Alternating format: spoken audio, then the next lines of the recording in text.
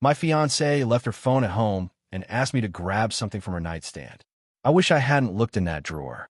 Okay, so I'm shaking right now, typing this, and I honestly don't even know if I should post, but I need to tell someone, and I can't tell anyone I actually know yet because I don't know what the hell I'm going to do. I'm 28M, been with my fiancée Emma, 26F, for 3 years. We got engaged 6 months ago. Wedding's supposed to be next April. I moved into her apartment about a year ago, and everything's been great. Like, genuinely great. We don't really fight. We have similar goals. Our families get along. I really thought I'd found my person. This morning, Emma left for work around 7:30, like usual. I work from home most days, so I was still in bed when she left. Around 9 o'clock, she texts me in a panic, saying she left her phone charger at home and her phone's about to die. And could I please look in her nightstand drawer, because she thinks there's an old charger in there she can use. Her office is like 40 minutes away, so she couldn't just come back and get it. I said sure, no problem. Went to her side of the bed, opened the top drawer of her nightstand. There was no charger in there, but there was a journal, like a nice leather-bound journal, the kind you'd buy at one of those expensive stationery stores. It was just sitting right there on top of some other stuff. I know I shouldn't have opened it. I know. That's a huge invasion of privacy, and I'm not trying to justify it. But something about the way she'd sent me to that specific drawer when she had to have known that journal was in there. I don't know. My gut told me to look, so I opened it. The first entry was from about 8 months ago, right around when I moved in. I'm not going to share everything because some of it's really personal, but I'll give you the relevant parts. The entries started normal. Her thoughts about work, about wedding planning, about her mom being annoying about centerpieces, stuff like that. There were entries about me that were actually really sweet, talking about how happy she was that we were building a life together, how she loved waking up next to me, how she couldn't wait to marry me. But then I got to an entry from about 6 months ago, and everything changed. She wrote, "I saw him again today. I didn't mean to. I was getting coffee before work, and he was just there in line ahead of me. My heart stopped. He turned around and saw me and smiled that smile, and I felt like I was 19 again. We talked for maybe 5 minutes. Just small talk. But God, it brought everything back. My stomach dropped, but I kept reading. Next entry, a week later. I can't stop thinking about him. It's been 7 years since we broke up. 7 years. I'm engaged to an amazing man. I should not be thinking about my ex-boyfriend from college. But I am. I found his Instagram last night and scrolled through 2 years of photos. He's still single. Still living downtown. Still perfect. The entries continued like that for a while.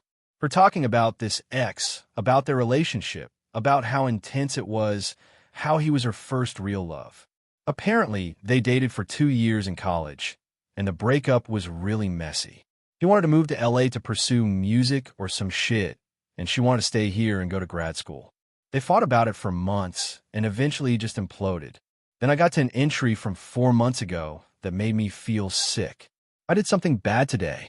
I messaged him. Just a simple, "Hey, it was nice running into you. Hope you're doing well" message on Instagram. He responded within 5 minutes. We ended up talking for 2 hours. He's working at a recording studio now, still doing music, still charming as hell. Still has that way of making me feel like I'm the only person in the world when he talks to me. I know I shouldn't be doing this. I'm engaged, but it's just talking, right? We're just catching up as old friends. That's not wrong. Except it clearly wasn't just catching up as old friends, because the entries after that showed they were messaging constantly. Every day. Long conversations about their lives, their dreams, their regrets. She wrote about how easy it was to talk to him, how he understood parts of her that I didn't, how sometimes she wondered what would have happened if they'd stayed together. 2 months ago, we met for coffee today. I told Derek, that's me, I was meeting my friend Ashley for lunch. I don't know why I lied. It really was just coffee. Just 2 old friends catching up in person. But the whole time we were talking, I kept thinking about how he used to kiss me. How his hands felt. How he used to be. He asked about the wedding. I showed him pictures of the venue. He said I'd be a beautiful bride, and there was something in the way he said it that made me want to cry. He didn't ask about Derek much. Neither of us really wanted to acknowledge that part. I had to put the journal down for a minute at that point, because I felt like I was going to throw up. My fiancé had been secretly meeting with her ex, lying to me about it, and clearly having feelings for him. But it got worse. 6 weeks ago, I'm in love with two people and I don't know what to do. I love Derek. I do. He's stable and kind, and he'll be a great husband and father someday. He's everything that makes sense on paper. But Alex, the ex, is everything that doesn't make sense but feels right anyway. When I'm with Derek, I feel safe. When I'm with Alex, I feel alive. We kissed today. I initiated it. We were in his car after getting coffee, and I leaned over and kissed him, and he kissed me back, and it felt like coming home. I'm a horrible person. I'm cheating on my fiancé. I'm planning a wedding to one man while kissing another. What the fuck is wrong with me? The entries after that were all over the place. Some days, she'd write about how guilty she felt, how she needed to stop seeing Alex, how she loved me and didn't want to hurt me. Other days, she'd write about Alex, about their history, about how maybe they were supposed to be together and breaking up was the biggest mistake of her life. 3 weeks ago, we slept together. I went to his apartment and we slept together. I can't even pretend it was a mistake or it just happened. I made a choice. I've been making choices for months now. The sex was, God, I forgot what it was like to feel that way. Derek and I have a good sex life, but this was different. This was passionate and messy and intense. This was everything I've been missing. I came home and Derek was on the couch playing video games. He smiled at me and asked how Ashley was doing. I told him I was at her place for girls' night. I said she was good. He said he loved me. I said it back. Then I went and showered for like an hour trying to wash away what I'd done. The most recent entry was from 3 days ago. Alex told me he loves me. He said he never stopped loving me. He said he knows I'm engaged, but he had to tell me how he feels. He asked me to leave Derek, to call off the wedding, to give us another chance. I told him I needed time to think. But honestly, I've been thinking about nothing else for months. The wedding is in 6 months. Deposits are paid. Invitations will go out next month. Derek's parents are flying in from Ohio next week to help with planning. My dress is being altered. Everything is in motion. But I don't know if I'm marrying the right person anymore. I don't know if I ever was. That's where the entries ended. I sat on the floor of our bedroom holding this journal, reading about how my fiancé has been having an affair for months and is considering calling off our wedding, and I honestly didn't know what to feel. Anger, definitely. Betrayal, obviously. But also this weird sense of relief. Like, at least now I know. At least I'm not walking into a marriage with someone who's in love with someone else. I took pictures of several pages on my phone. I don't know why exactly. Evidence, I guess. Then I put the journal back exactly where I found it. I texted Emma back saying I couldn't find a charger in her drawer, sorry. She said that's okay, she'd just borrow one from a coworker. That was 4 hours ago. I've been sitting here since then trying to figure out what the fuck to do. Part of me wants to confront her the second she gets home. Just put the journal on the table and watch her face. See if she tries to lie or deny it or explain it away. Part of me wants to just pack my shit and leave. Be gone before she gets back. Let her figure out what happened. Part of me wants to call this Alex guy and tell him he can have her since they're so fucking in love. But mostly I just feel numb. 3 years. We've been together for 3 years. We're supposed to get married. We were supposed to buy a house together, have kids together, grow old together. And she's been fucking her ex-boyfriend and writing about how alive he makes her feel while I'm just stable and safe and good on paper. I'm not some boring safe option. I'm a fucking person.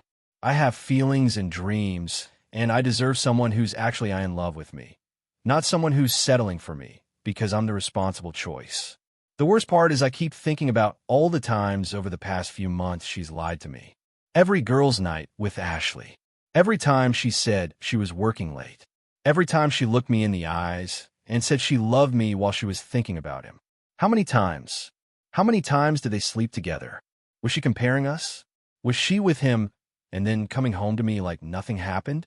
I found Ashley's number in Emma's phone, which she also left at home, and I almost called her. I want to know if she knew, if she'd been covering for Emma. But I didn't. I don't know why. Emma gets home in about 2 hours. I still don't know what I'm going to do. Do I confront her? Do I pretend everything's fine and plan my exit? Do I call off the wedding first, or see if she's actually planning to do it herself? Do I tell her families? Her friends? Mine? We have a joint bank account that has about $15,000 in it, mostly wedding savings. Do I take half and leave? Do I leave it all? I'm supposed to call my mom tonight about the rehearsal dinner plans. What the fuck do I tell her? I keep replaying the last few months in my head, trying to find the signs. Were there any? She's been normal. Affectionate even. We had sex like 3 days ago. Was that before or after she was with him? Jesus Christ. You know what the really fucked up part is? That first entry I read, the one from 8 months ago when I first moved in, she wrote about how happy she was, how in love she was, how excited she was for our future. That was real. I know it was. So when did it stop being real? When did I become the safe choice instead of her actual choice? I don't even know if I want her to fight for me at this point. Like if she comes home and I confront her and she cries and says she's sorry and she'll never see him again and she really does love me. Do I even believe her? Can I ever trust her again? Every time she goes out, I'll wonder. Every time her phone buzzes, I'll wonder. Every time she's quiet or distant, I'll wonder if she's thinking about him. That's not a marriage. That's a prison sentence. But we've also built a life together. We have furniture we picked out together. We have inside jokes. We have plans. Throwing all of that away because she got confused about her feelings for an ex seems extreme. Except it's not just feelings, is it? She fucked him. Multiple times probably. That's not confusion. That's a choice. A series of choices. I'm going to confront her. I have to. I can't just sit on this information and pretend everything's fine. Even if I wanted to, I don't think I could fake it. I'll update this after we talk. If anyone's been through something similar, please tell me how you handled it, because right now I'm completely lost. Update, 6 hours later. Okay, so that went about as badly as possible. Emma got home around 5:30. She came in all cheerful asking about my day, saying she was thinking we could order Thai food for dinner. Just acting completely normal. I was sitting at the kitchen table. I put her journal in front of me. When she saw it, her whole face changed. "We need to talk," I said. She went pale. Like all the color just drained from her face. "Derek, I can explain dash." "Explain what?" I asked. "Explain how you've been fucking your ex-boyfriend for months? Explain how you've been lying to me every single day? Explain how you're considering calling off our wedding because you're in love with someone else." She started crying immediately. "You read my journal? You told me to look in your nightstand drawer," I said. "You had to know it was in there." "That was private," she said. "And our relationship was supposed to be exclusive," I shot back. "But here we are." She sat down across from me, crying. "I'm so sorry. I never meant for this to happen. But it did happen. It's been happening. For months. I know. I know. I'm a horrible person. I don't want to hear that you're horrible. I want to hear the truth. All of it." So she told me. Everything. Confirmed what I'd read in the journal, and then some. She'd run into Alex 6 months ago, like she wrote. They'd started messaging.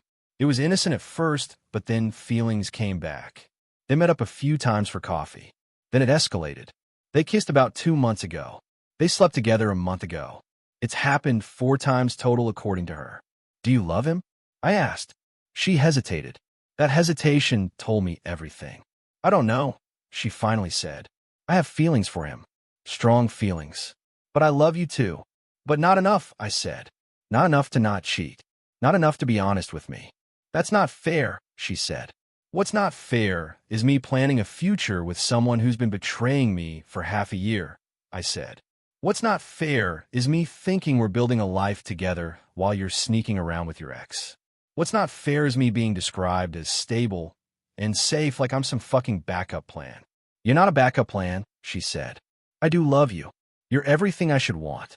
"Should want is not the same as do want," I said. She didn't have a response to that. We argued for probably 2 hours. She kept saying she was sorry, that she'd made a mistake, that she'd stop seeing Alex immediately. She said she wanted to marry me, that she'd just gotten confused, that it was just old feelings resurfacing, but they didn't mean anything. I asked her if she'd slept with him and then come home and slept with me. She admitted yes. That made me actually nauseous. I asked her if Alex knew about me. She said yes, he knew she was engaged.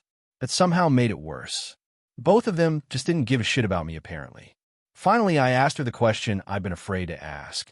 If you had to choose right now, him or me, who would you choose? She looked at me for a long time. "You," she said. "I'd choose you. Because you love me more, or because I'm the safer choice?" She didn't answer. "That's what I thought," I said. I stood up.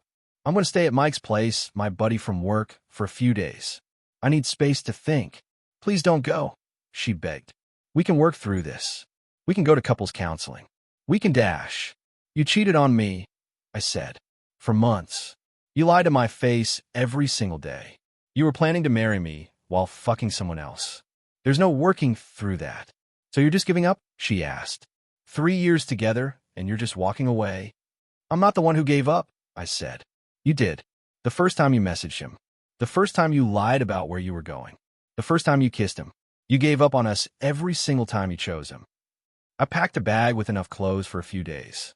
She followed me around the apartment crying, trying to get me to stay, promising she'd never see Alex again, saying we could get past this. Before I left, I turned to her. Are you going to tell him it's over? What? Alex, are you going to message him right now and tell him you're never going to see or speak to him again? She looked at her phone. Yes, I will. Do it now. In front of me. She picked up her phone with shaking hands. She opened Instagram. She typed out a message. I watched her. She wrote, I can't do this anymore. My fiancé found out. It's over.